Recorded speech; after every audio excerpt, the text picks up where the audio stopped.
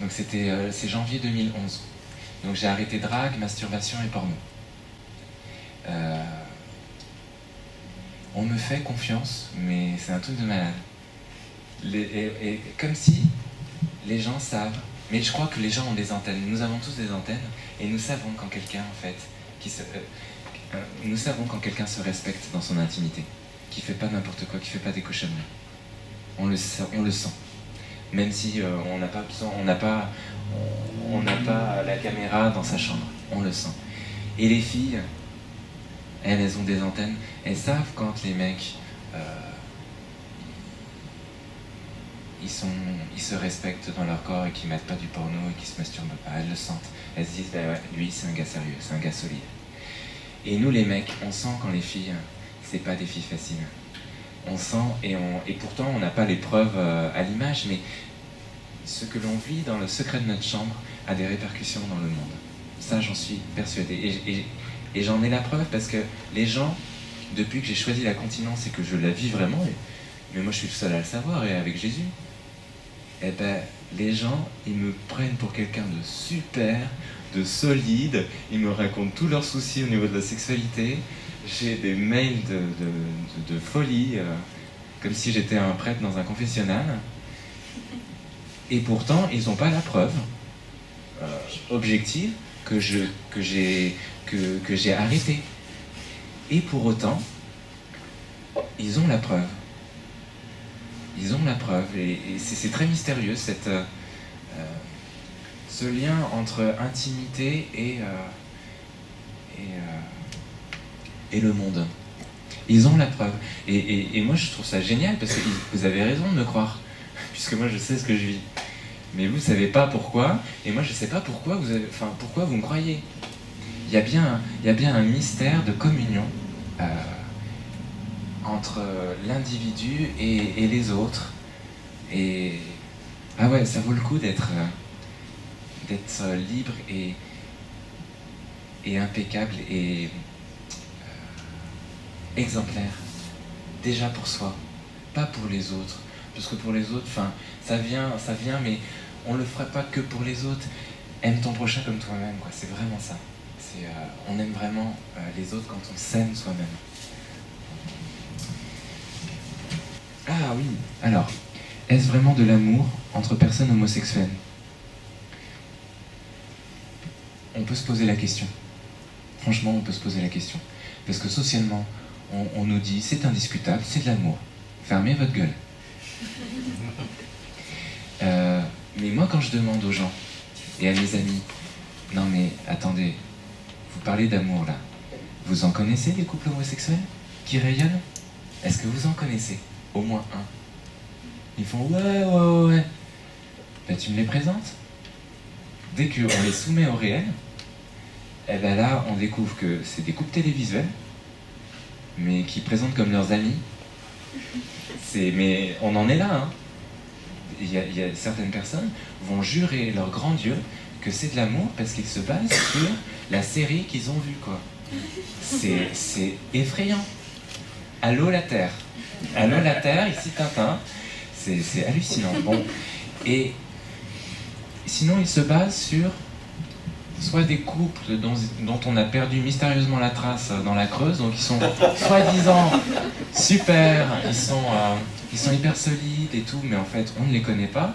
On pense que la durée c'est la solidité ou le bonheur, alors qu'on peut durer, mais l'important c'est pas de durer, c'est pas d'être 20 ou 30 ans ensemble, c'est comment on dure. Et là je vois que les couples homo de mon entourage qui sont depuis 20-30 ans ensemble, c'est dur. C'est pas seulement moyen, c'est dur. Et qu'ils ont choisi l'infidélité comme mode de fonctionnement. Ou ils choisissent une troisième personne, bon, c'est dur. Donc, et puis aussi, il y en a qui confondent la relation interpersonnelle qu'ils vivent avec une personne homosexuelle avec ce que cette personne vit dans son couple. Ils confondent l'amitié ou la bienveillance ou la fraternité qu'ils ont avec une personne homosexuelle ou les deux membres du couple. Ils confondent leur relation d'amitié avec ce que vit le couple, l'amour du couple. il n'y a pas plus incestuel comme raisonnement, et c'est très bizarre, parce que moi je ne remets pas du tout en cause le fait qu'on ait une relation privilégiée avec une personne homosexuelle. Individuellement, on est adorable. On est adorable. Donc c'est pas le problème. C'est pas le problème de la personne homosexuelle. Mais là, on parle de l'acte homosexuel et du couple homosexuel, qui est un acte impliquant deux personnes, mais c'est un acte. Et là, on ne peut pas avoir le même discours. Moi, je peux vouloir le bien en tant qu'ami et avoir une relation même renforcée par la révélation d'une homosexualité de quelqu'un que je connais, mais pour autant, on ne se marie pas avec ses potes, on n'est pas en couple avec sa famille et avec ses potes de bureau parce qu'ils nous acceptent, parce qu'on est homo et que c'est trop cool d'être pote avec un mec homo. Et là, en général, quand vous regardez nos dirigeants, par exemple, Madame Bertinotti, c'est un très très bon exemple. Elle voit, elle brunch, enfin je sais pas si elle brunch, elle prend son petit déj avec ses couples homo amis. Et en fait, elle propose, et après elle défend l'amour homosexuel. Elle est en train de confondre la relation de copinage, parfois réelle, parfois agréable, enfin je ne remets pas en cause les amitiés qu'elle vit, mais elle est en train de confondre ces relations de copinage avec l'amour homosexuel. Alors que oui, on ne sort pas avec ses amis, et ce que l'on vit dans le couple, c'est différent de ce que l'on vit avec son milieu familial, amical, professionnel, même s'ils nous ont bien acceptés par rapport à notre homosexualité. Donc là, on mélange tout. Alors moi, je demande vraiment, quand une personne me dit « Ouais, je connais un couple, super », je dis « présente-le-moi ». Je suis pas sceptique par principe, je peux changer d'avis, mais pour l'instant, les couples que je connais, que j'ai vus, et j'en connais un paquet, ils rayonnent pas. Et ils sont moins forts que certains couples femmes-hommes qui s'aiment, et ils rayonnent moins que certains célibataires consacrés. Et ça, tant que j'ai pas vu, moi je crois pas. J'en ai même pas un à vous citer.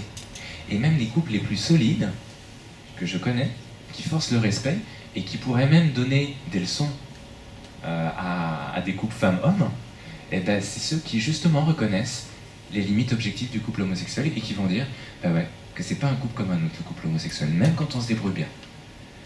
Donc, avant de parler d'amour, et après d'utiliser les couples homosexuels comme matraque idéologique ou politique, posons-nous la question, est-ce que un amour qui n'est pas fondé sur le réel et sur la différence des sexes est vraiment comblant, complémentaire, solide, apaisé? Moi, pour l'instant, je ne crois pas. Et le temps d'une soirée, tout le monde a l'air sympa. Le temps d'une soirée, tout le monde. Et puis, on peut, grâce au coming out d'une personne de notre entourage, avoir une relation privilégiée, même avec des couples homosexuels, ou au moins avec une personne homosexuelle. Et je ne le remets absolument pas en cause. Mais il faut pas voir le couple homosexuel de l'extérieur. Ce qui m'intéresse, moi, c'est le couple de l'intérieur. Il y a une mère qui m'a dit, elle est venue me voir en me disant « Est-ce que vous dites sur l'homosexualité, sur le viol, tout ça? Franchement, mais c'est terrible parce que en même temps, j'ai rien à redire, mais je vous assure que le coming out de mon fils, ça m'a vraiment rapproché de lui, et depuis que je sais son homosexualité, eh bien, on est encore plus proches. » Et je lui ai dit à cet âge, mais maintenant, votre fils, qu'est-ce qu'il vit en amour? Est-ce qu'il est heureux? Et là, j'ai senti qu'en fait, elle ne pouvait pas me répondre. Et parce qu'en fait, il n'a pas trouvé son chemin en amour. Donc l'homosexualité pose problème, pas en termes de relations qu'on peut avoir avec les personnes homosexuelles, et pas en termes de personnes. Les personnes homosexuelles, je vous dis, on est des crèmes de garçons et des crèmes de filles. Ce qui pose problème, et ce que la société ne veut pas voir, c'est ce qui se passe dans le milieu homosexuel et qui est en lien avec le couple homosexuel et la pratique homosexuelle. Où là, on n'est plus dans un rapport de copinage extérieur au milieu, parce que le milieu a l'air sympa comme ça, cool, léger, et il y a des personnes qui, pour se donner une image de cool, bobo, vont dire « Ah non, mais moi, en plus, on s'amuse beaucoup plus dans le milieu homosexuel, je vois pas du tout ce que tu veux dire. Moi, j'ai un pote homo, je te permets pas de parler comme ça. » Et ces gens-là qui se servent de l'amitié qu'elles ont, ou du contact extérieur qu'elles ont avec les personnes homosexuelles, ne parlent surtout pas de la pratique homosexuelle, de ce qui se passe dans les couples. Et puis après, ils arrivent à nous en disant « Ah mais je comprends pas, c'est un couple solide. » Et puis du jour au lendemain, il y en a un qui est parti, je comprends pas. Donc regardons le couple homosexuel et l'acte homosexuel.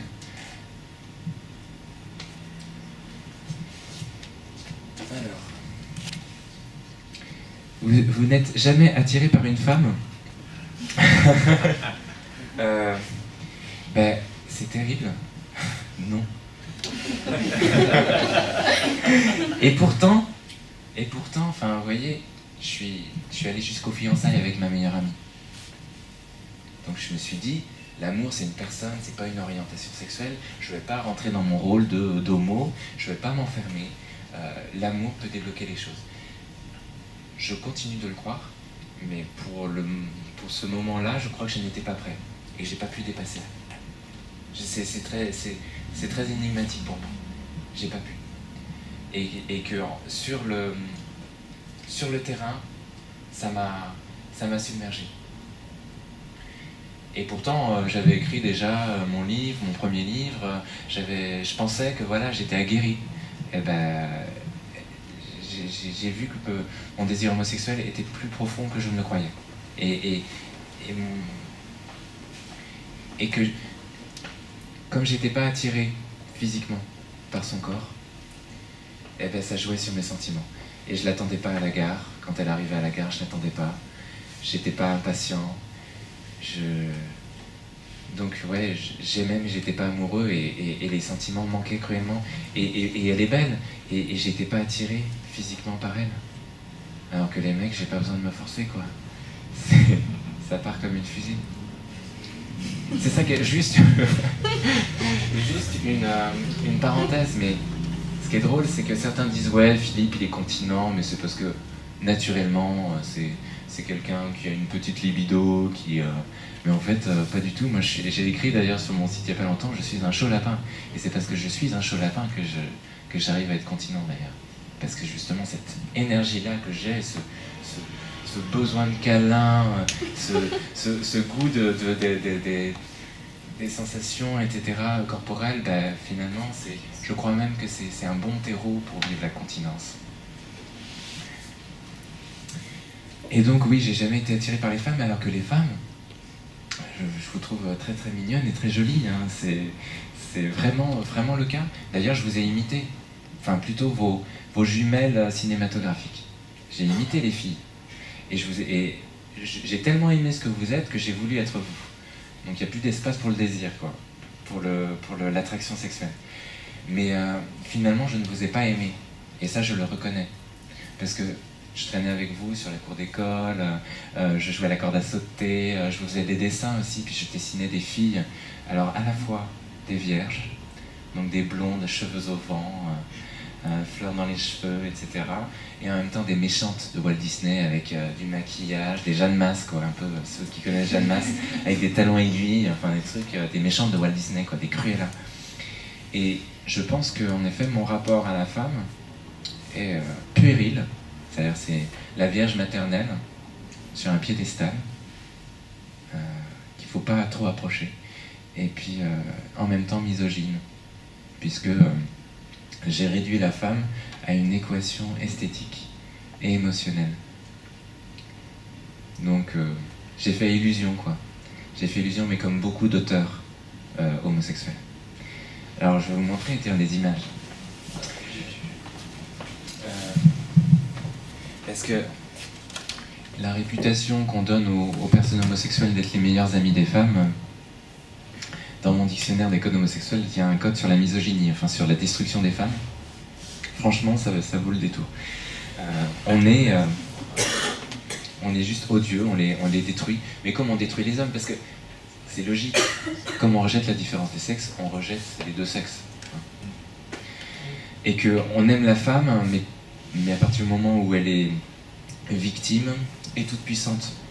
Mais la femme réelle, fragile, mystérieuse, elle nous fout les jetons.